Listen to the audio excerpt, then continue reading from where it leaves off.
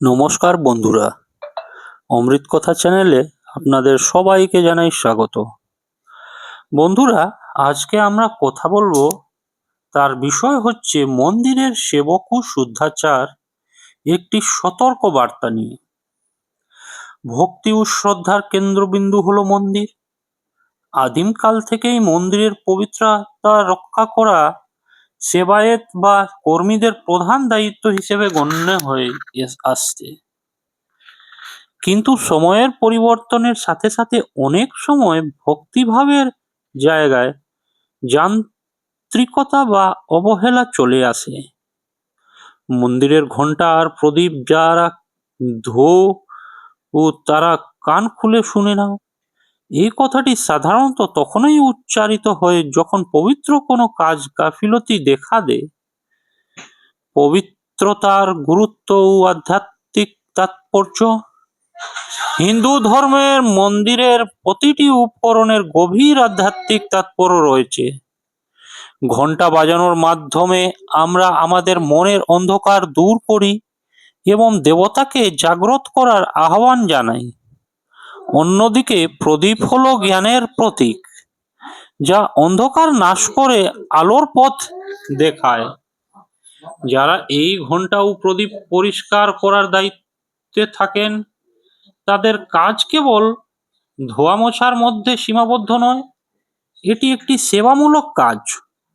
যদি এই প্রদীপগুলো ঠিকমতো পরিষ্কার না করা হয় বা ঘণ্টার গায়ে ময়লা জমে থাকে, তবে তা কেবল দৃষ্টিশোভন নয়, বরং ভক্তদের মনেও বিরূপ প্রভাব ফেলে।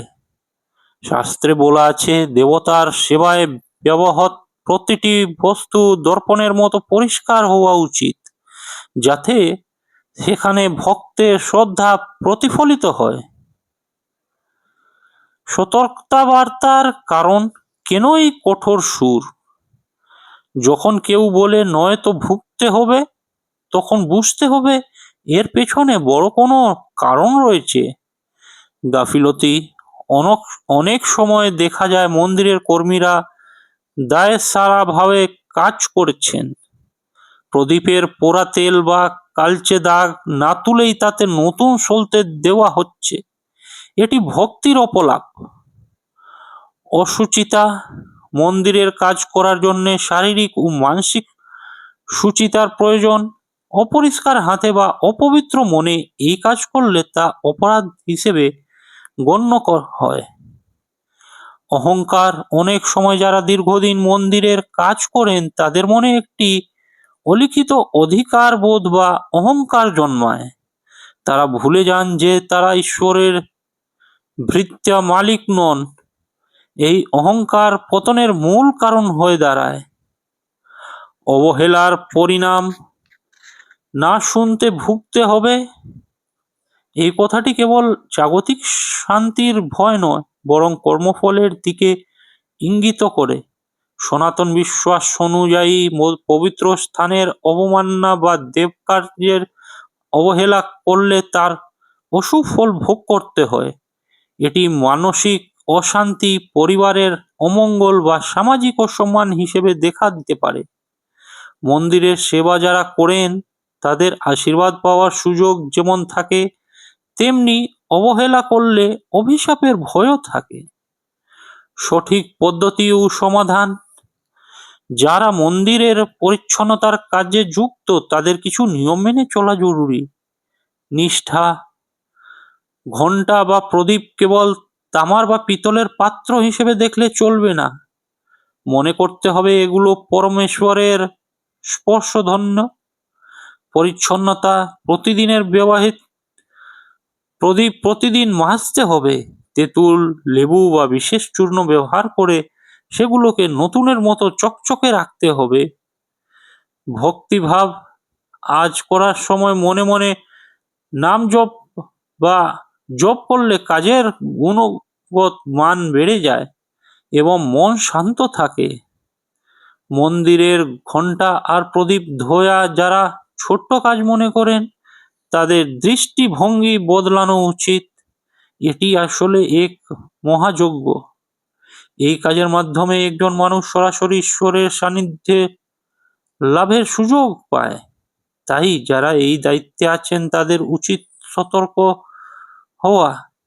সতর্কবার্তাটি কেবল ভয় দেখানোর জন্য নয়, বরং সঠিক পথে ফিরিয়ে আনার জন্য একটি চপেটাঘাত হাত।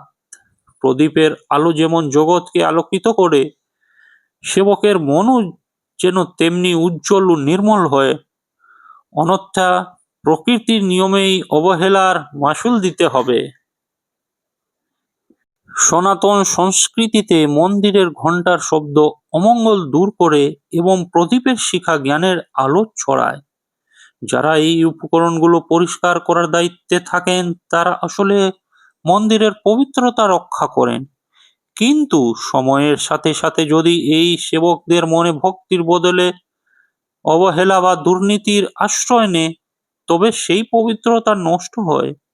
এই সংলাপটি সেই সব মানুষদের উদ্দেশ্যে যারা পবিত্র কাজে আড়ালে অপবিত্রতা বা ফাঁকিবাজি করছে।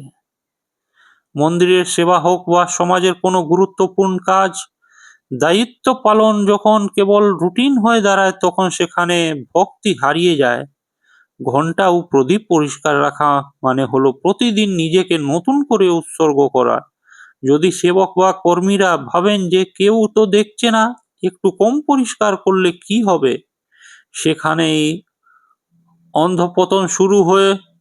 এই সতর্ক বার্তাটি মনে করিয়ে দেয় যে মানুষের চোখ ফাঁকি দেওয়া গেলেও ঈশ্বরের বা প্রকৃতির বিচার থেকে পালানো অসম্ভব। বন্ধুরা, আশা করছি আপনাদের এই ভিডিওটি ভালো লেগেছে। নিশ্চয়ই আপনারা এটা লাইক করবেন, শেয়ার করবেন এবং আমাদের চ্যানেলটি সাবস্ক্রাইব করবেন। চ্যানেলের পাশে বেল আইকনটি অন করে রাখবেন। নমস্কার।